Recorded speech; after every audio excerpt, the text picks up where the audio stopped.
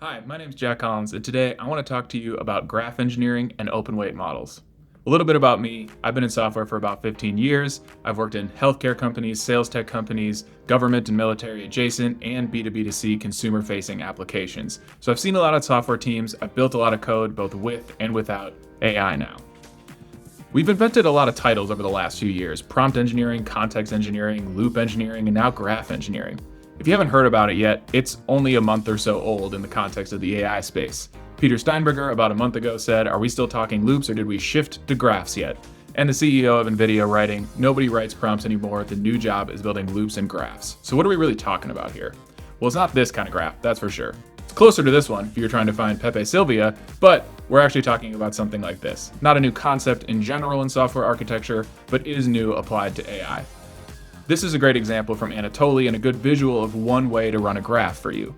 You can give the agents one job, which should spin out to multiple workers, each with different lenses and context windows to find different versions of the problem and solution, a verification step or a checker here, all merged into one answer.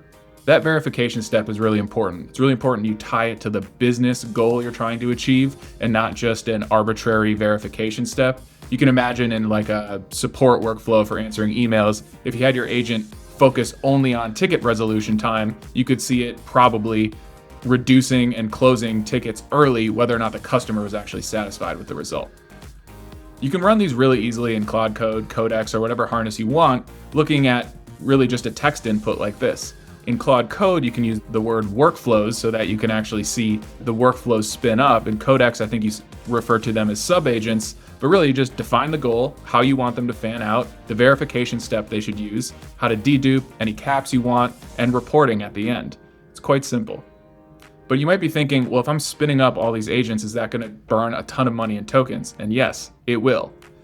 The more recent rewrite of Bun from Zig-to-Rust, done by the author of the Bun tool, took 11 days with Fable 5 and cost $165,000 in API credits for Fable 5.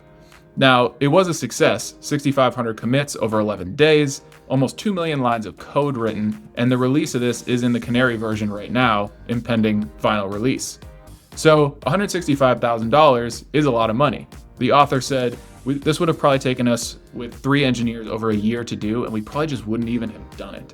So it's really cool on one lens to see what's possible and available for your leverage if you want to spend a bunch of time and tokens on a task you might not even have done with human engineers.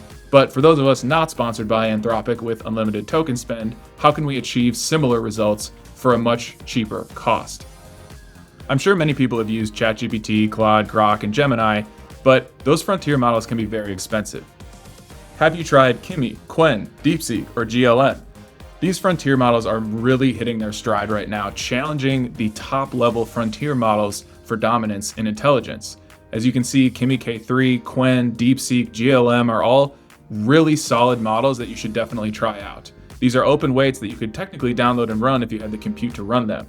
The only reason Qwen 3.8 Max has a yellow star is some of the Qwen top models aren't technically fully open weight and they're doing some revenue sharing with US hosting providers, but for all intents and purposes, most of these models can be downloaded and run locally or hosted on a dedicated platform. Now, a lot of these are really competitive on the pricing side. You can see DeepSeek V4 Flash winning the mark on the left-hand side, but even Kimi K3 and Qwen 3.8, when not just counted for token spend, but the tokens to actually complete the task, are very competitive comparatively to their relative intelligence level against these frontier models. If we go back to this diamond graph, the important thing to note here is you don't need to fable all the things like the Bun rewrite did. You can choose frontier or open weight models at different levels so that you can spin up multiple agents to do that worker set in the middle, like a bunch of DeepSeek V4 Flash agents even for ultimate cost consciousness, and then bump it up to a GLM or a Kimi when you need to do the verification, deduping, and final report. If you want to try these models out, I recommend Fireworks.ai and Together.ai as good places to get started. OpenRouter and OpenCode are also great. Just know that it's only one toggle away from actually sending your code to those Chinese providers of these open weight models, so just be careful if you care about where your code is going. Of course, you can also use YAGNI. YAGNI is a CLI and desktop app that you can use to run against these open weight models. We do a lot of the model routing intelligently for you already, so you don't need to worry about really which models to use. We intelligently spin up sub-agents on the lower tiers and validate those with the higher tiers, so you can just get the savings today in no effort at all. The other really cool part about YAGNI is our agent teams functionality. We've built a set of worker personas to model how engineering organizations actually are run and structured today. You have product managers, builders, reviewers, staff engineers, QA, triage, security, and then a reporter, a chronicler that can tell you how things are moving. Now, in a human team, one person might have many of these roles or share these roles, like the PR reviewer is usually the responsibility of multiple people on the team, but for the purposes of organizing the agents, it helps us be really precise.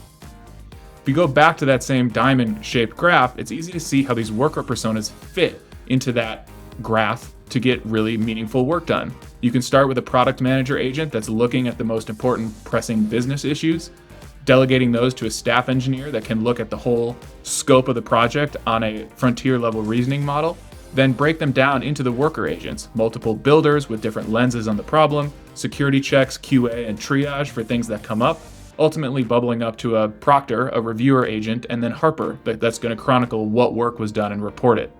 But YAGNI doesn't stop there. As the YAGNI CLI and desktop app harnesses are working together with humans or in their autonomous mode, they can track the decisions they're making on their own and with the human counterparts so that those decisions become domain knowledge for how the agents work. Even better, those decisions are bubbled up within the YAGNI app so that leadership on the team or just the project managers on the team can understand the decisions that the engineers and the agents are making as the work progresses to be sure that we don't have agent drift or drift against the actual business goals, which is super powerful and very valuable in order to enable your team to use more and more AI to automate and increase your throughput higher and higher. We also have the concept of goals. So you can give these agent teams either a huge amorphous project you want them to anchor on over time, like the bund rewrite, queues to monitor and solve, like vulnerability queues or bug queues, or metrics to hit. If you have a measured metric and an analytics tool, you can have the team anchored at, hey, we want to improve this metric, and then the product manager will continually build new proposals and new ideas for reviewing those. You can step in and review those proposals, the plans they make, all the way to the pull request, so you stay in the loop when you need to, but you have the huge power of this autonomous engineering org behind you. And you can extend these teams, so you're not just running one, but you can build these teams for the different areas of your application and business that you need them. You might have a checkout team, a platform team, and a reporting team, or maybe many, many more. The way we track decisions and the goals allow you to stay in the loop while letting these teams work extremely aggressively and with increasing autonomy. You can start them at the training mode, which will draft only changes for your review, then supervise, which gives them a little bit more legroom for the less risky changes, and then eventually to fully autonomous, where you've really achieved, a really high functioning engineering team with very high throughput, keeping you in the loop when it matters. I hope you'll check out YAGNI, but either way, I hope you try an open weight model. I think it'll challenge the way you think about how to integrate AI into your business and your development processes and open up a whole new suite of possibilities on how you can leverage a lot of these models to increase your throughput without blowing your budget out of the water. I'm always happy to chat. You can find me at jack@yagni.app or anywhere on the yagni.app website.